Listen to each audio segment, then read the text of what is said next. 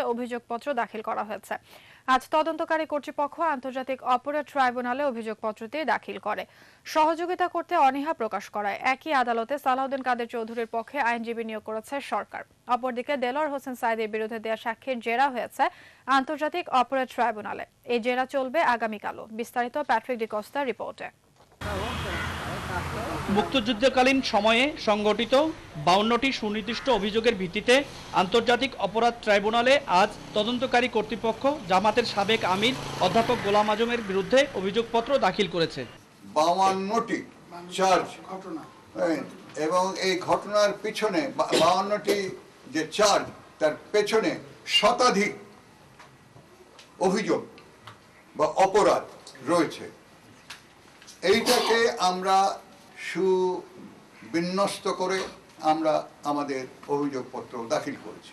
অভিযোগপত্রে বলা হয় 25 মার্চ কালো রাত থেকে বিজয় দিবসের আগ পর্যন্ত সারা দেশে হত্যা, খুন, ধর্ষণ, নির্যাতনের ঘটনায় গোলাম আজমের প্রত্যক্ষ সহযোগিতা ছিল। 1971-এর 16 ডিসেম্বরের পূর্ব পর্যন্ত 14 ডিসেম্বরের বুদ্ধিজীবী হত্যা সহ সমস্ত কর্মকাণ্ডগুলো যা কিছু পরিচালিত হয়েছে সবগুলোই পরিচালিত হয়েছে কিন্তু পূর্ব পাকিস্তান জামাত ইসলামের আমির অধ্যাপক গোলাম আজমের মূল নেতৃত্বে। অপরদিকে সহযোগিতা করতে অনীহা প্রকাশ করায় একই আদালত সালাউদ্দিন কাদের চৌধুরীর মামলা পরিচালনার জন্য আইনজীবী নিয়োগ করেছে। সালাউদ্দিন কাদের চৌধুরীর 6টি আবেদনের আদেশ আগামী 19 ডিসেম্বর দেওয়া হবে বলে আদালত জানিয়েছে। যে উনি কোর্টকে আর কোঅপারেট করবেন না যতক্ষণ পর্যন্ত ওই যে 6টা বা 7টা আমরা যে কন্ডিশনাল দিয়েছিলাম সেগুলি ডিসপোজ না হওয়া পর্যন্ত।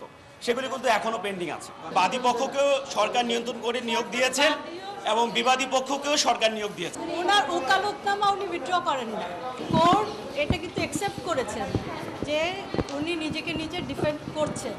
এদিকে দেলোয়ার হোসেন সাঈদীর বিরুদ্ধে দেয়া প্রথম সাক্ষী মাহবুবুল আলম হাওলাদারের জেরা হয়েছে একই আদালতে।